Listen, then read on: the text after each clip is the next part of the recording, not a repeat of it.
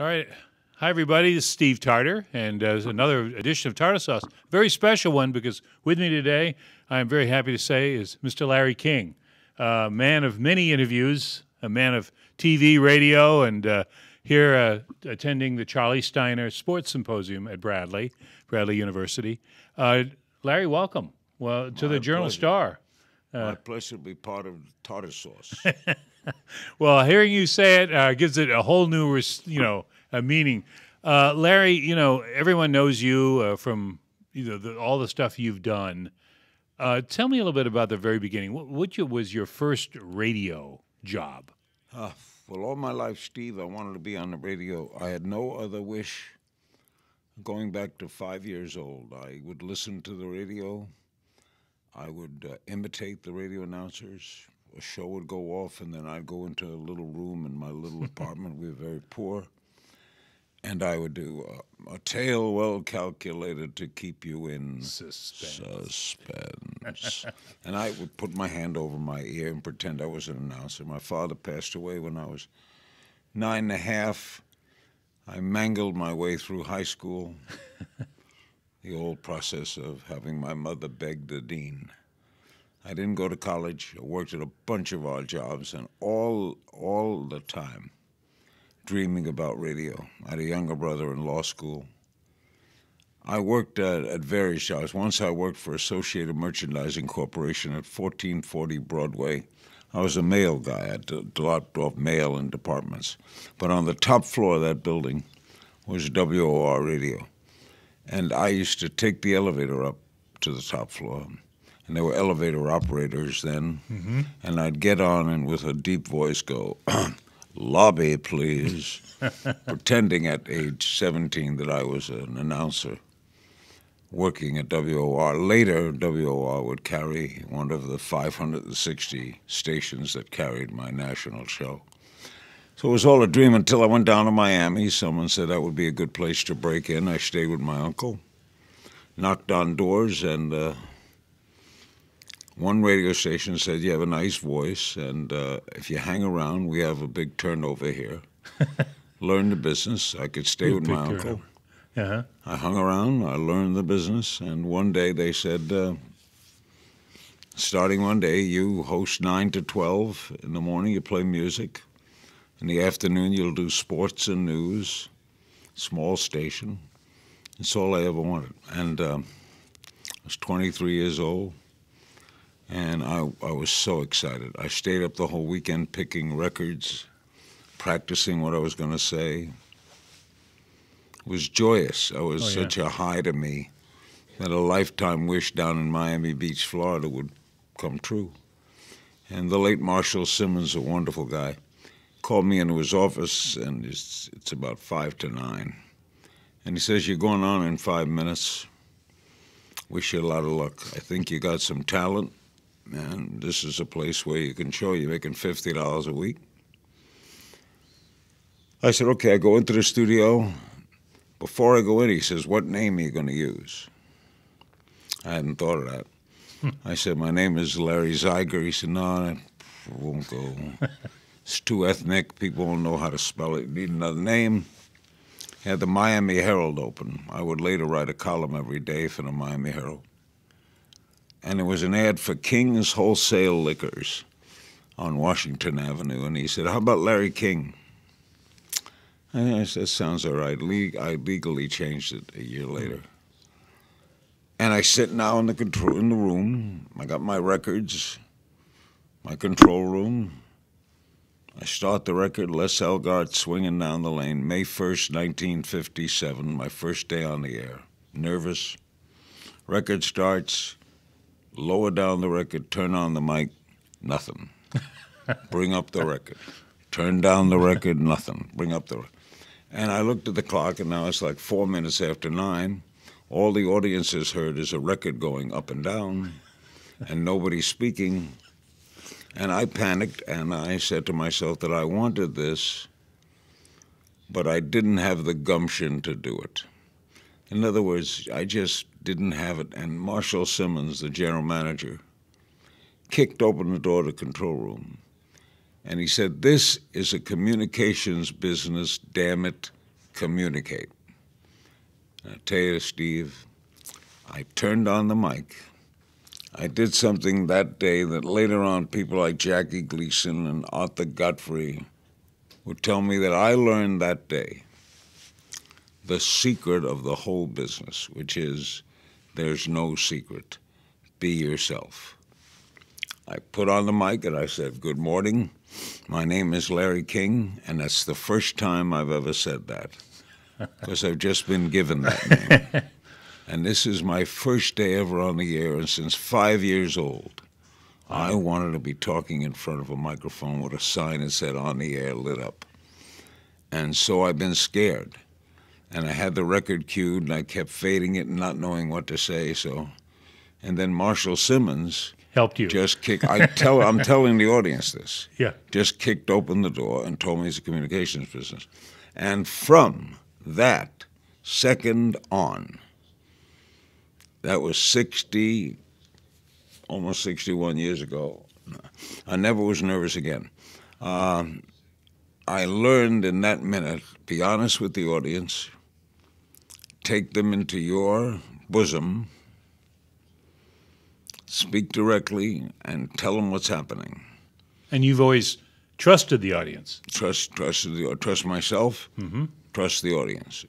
Don't be afraid to say, I never prepare a question. I never think, what was this a good question or not a good question? I listen, I focus, but I found a dream in broadcasting. And then that expanded to television 2 years later, and then a newspaper column, and then the Mutual Radio Network, and first national radio talk show, and then CNN. Is radio still your love? I love all communications. I love radio for its special place. Radio is the theater of the mind, and television, with all it can do, can't do what radio does. Rod Serling, who did The Twilight Zone, told me how much easier it was to write for radio. And he gave me this example. He said, let's say I'm doing The Twilight Zone on radio, and the script says, there is a dark, foreboding castle on the top of a hill with the moon slightly above it and a moat leading down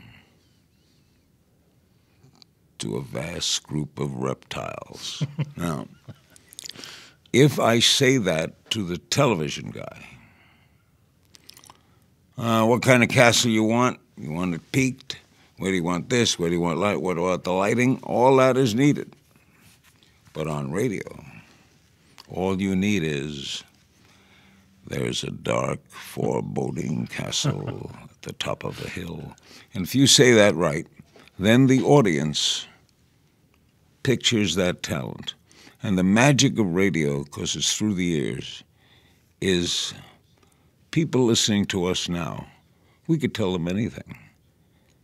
We could transport them anywhere. Mm-hmm. Steve and I are right now paddling a boat down the Illinois River. Watch out for the Asian carp. Isn't it nice? Yeah. Ooh, the wind is a little brisk today. Sky's pretty today, isn't it? Yeah, exactly. Whoa there, let's pull over. Let's lean along the side of the ridge here and soak in the air of Peoria. Absolutely. Look around. See that? All that is the craving of the imagination. So that's the radio part. What I love about television, it's kinetic. Television is immediate. It's right there. It's in your face. And the way I always viewed television, and always did both, only 1 year radio before I started doing both, is I viewed television as radio with pictures. Mm-hmm. So I let them do the makeup. I know where a camera's here. I know where the camera lightings are, and I know. But I just go in and do what I do. And I don't know what I do. I just know that I'm curious. I'm insatiably curious. I just want, you don't want to sit next to me on an airplane. I really am just Well, bungle with curiosity. and I think that explains your success and your the amazing record that you ran up with interviews, because I think everyone probably stops you and says, "Oh, I remember this show or that show."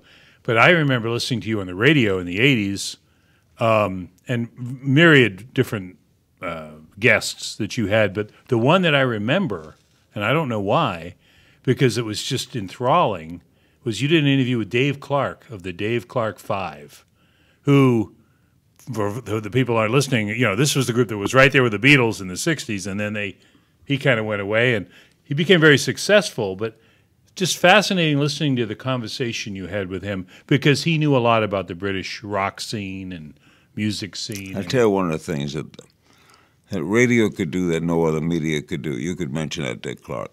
Danny Kaye, the great Danny Kaye, was easily one of the great performers ever in America. He could sing, he could dance, he could do comedy. He was the UN spokesman. He was an extraordinary guy. I went to his house once, and there was a picture of him with Gandhi, and I said, that's Gandhi, and he said, yeah, not the actor, that's the real Gandhi. So anyway, Danny's on my radio show one night. This shows you the beauty of radio. My show was on from midnight to 5. Danny would usually stay 3 hours, and the guests would leave, and then I'd do open phones. But Danny stayed the whole night. He stayed midnight to 5. And we started taking calls for Danny Kaye. About 4 o'clock in the morning, I think it was Des Moines, Iowa. I never knew who was calling. We never screened the calls. They just told me, and I said, Des Moines, Iowa, and this lady came on. And she said, Danny, in all my life, I never thought I'd ever talk to you. That I'm talking to Danny Kaye is beyond belief to me. And he said, well, thank you. And she said, let me tell you just a little story. My son was in the Navy, Korean War, and he loved you, Danny. He used to imitate you when he was growing up. He'd do all your songs. And all your little patter, he knew your shtick, he did everything. And he got killed. And they sent home the remains from his footlocker, and the only picture in his footlocker was of you. And I took that picture, put it next to the picture of him in his Navy uniform, and we put it in a 2-fold frame. It's on top of the television set. And every day, I dust your picture next to my son's picture. Well, and a little silence in the room. Remember, we're sitting in the room looking out over the city of Washington. It's 4 in the morning. This lady from Des Moines and Danny Kaye. And Danny says, what was his favorite song?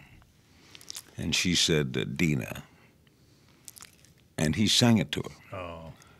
And he's, Dina, is there anyone finer in the state of Carolina? If there is and you know her, show her to me.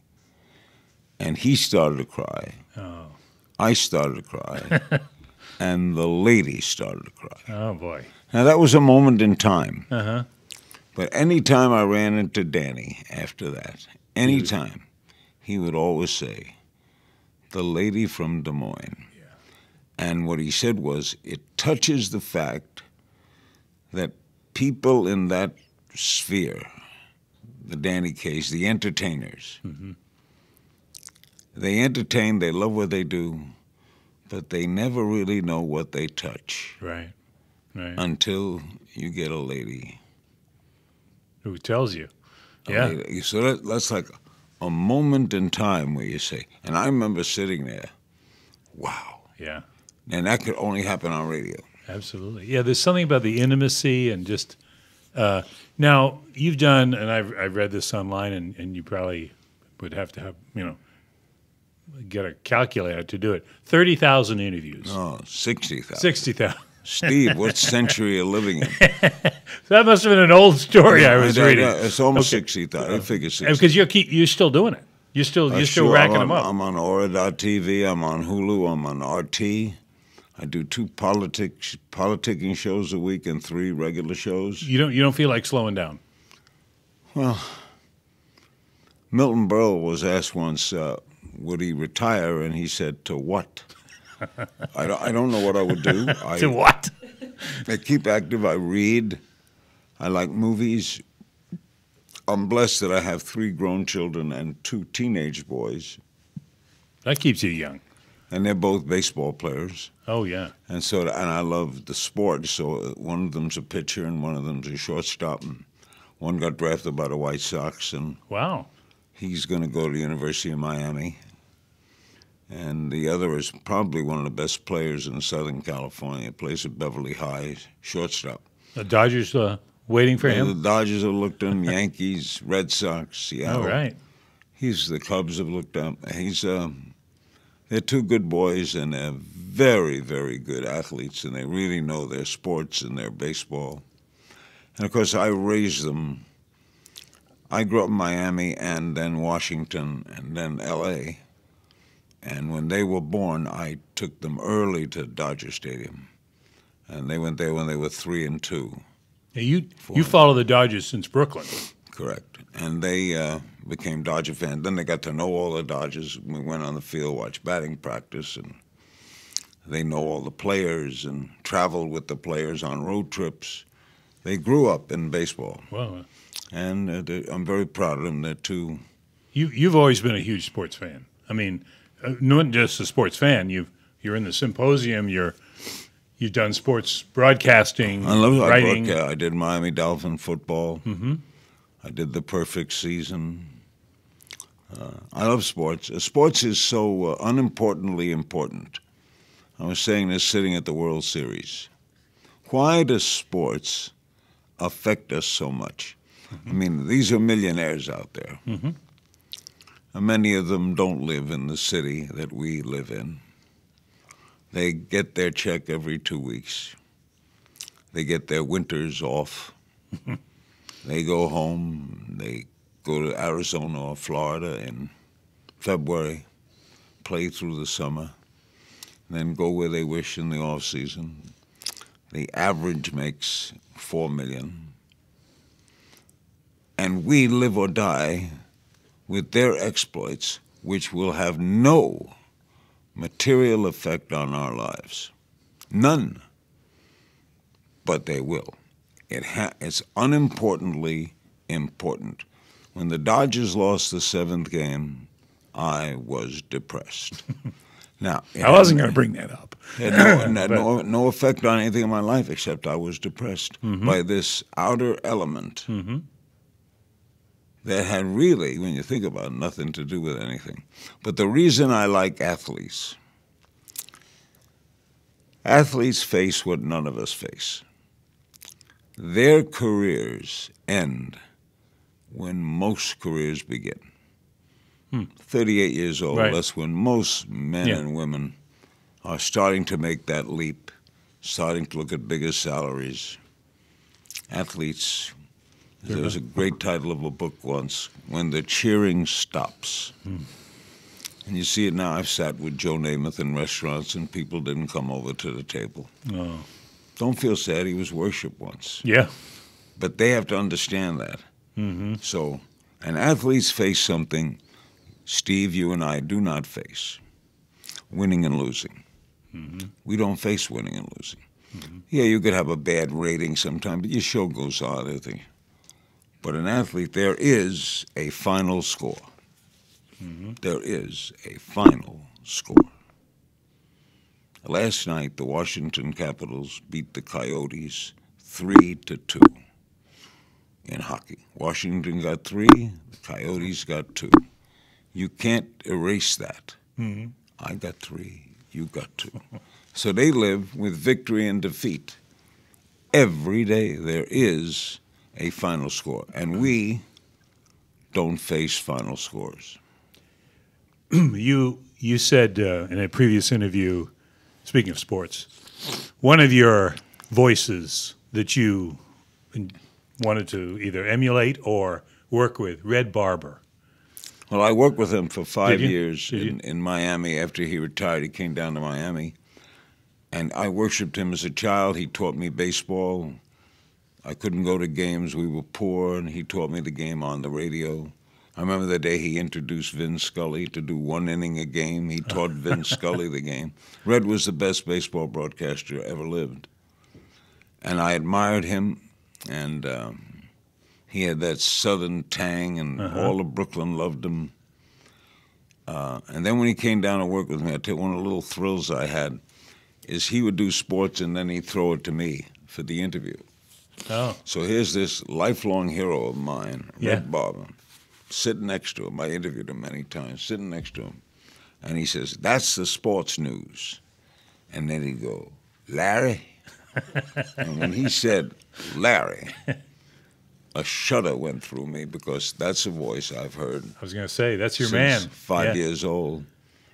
And Red was an accomplished, brilliant radio broadcaster who taught broadcasters a lesson. He knew how to describe a game. He never rooted for the home team. No. And he taught Scully. It's so classy. I mean, and Scully was the same. Yeah. And you picked up on that. I know we're going to run short here because you got to go elsewhere, but I'm just going to throw a name out to you, and you tell me from there. Don Rickles. Don was one of my oldest and dearest friends. He was the funniest man alive. He never cursed. He beat people down, but he did it in a loving way. I mean, you had to. That's not easy. No, but Don was. You had to take him for what it was. Just a wonderful act. He never meant anything, but he did it in such a way. When my daughter was born, she was named Kaya. It's a Jewish derivative, Chaia. The boy would be Chaim. Mm-hmm. But she was named Kaya. And Don Rickles called me up and said, "Is that a kid or a canoe?" A kid or a canoe? Don Rickles. There was no one like him. He passed away a little while ago. I felt so sad. He would always knock you in a lovely, lovely way. He was just... Yeah. I was sitting in an audience with Sidney Poitier once, and he just walked on stage and said, "Boy, Larry, you'll hang around with anything, won't you?" And then he said to Sidney, "I don't know how you're going to eat here, Sidney. There's no turkey, there's no fried chicken, and there's no watermelon." But Poitier took it for the laugh. Yeah, not everyone could say that, but Rickles could say it because he knew there was warmth in it. Yeah, and he had that. He really loved people, but God, he did funny things. He controlled Sinatra, which wasn't easy. I see, no, but see, Frank loved him, so he would say to Sinatra, "Listen to this, Fontainebleau Hotel, Frank, the chambermaid, Frank, Frank, you couldn't get through the day. She's making up the bed. The chambermaid, Frank, you're old. Take some oatmeal crackers. Go upstairs. Take some hot tea. Go to bed. You're old. It's over, Frank."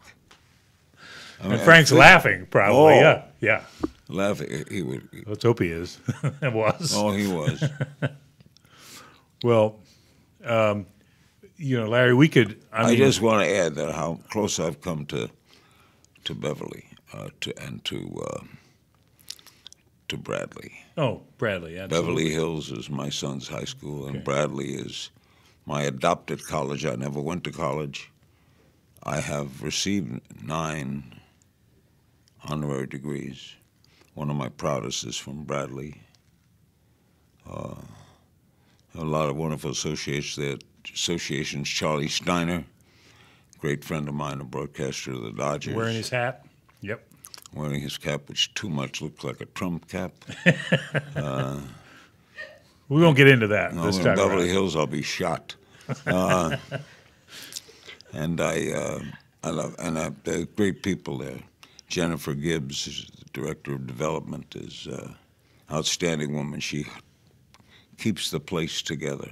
Very good. She does great work, and it's an outstanding school. So I'm a particular thrill to have that honorary degree. I appreciate all the others, but Bradley, because of friendships and you're taking part in the speaking of Charley Steiner, the symposium tonight about the ESPN. I'm the closing act. The closing act, The bringing it home. Jim Miller, the writer, and Charley Steiner, who worked there. It's called The Rise and Fall Of ESPN. Of ESPN. I will moderate that at the night panel and do something else tomorrow morning and then head back to Los Angeles where it's 72 degrees. And You didn't have to mention that, but that's all right. We're going to get back to the good temperatures. Larry King, it's been hugely satisfying to have you here, and thank you so much. My pleasure. And this is Steve Tarter. We want to thank Adam Garrick, made this happen on the Facebook and all the podcast side, and we'll see you next time. Is that the rehearsal? Now we do it? That's our little trick.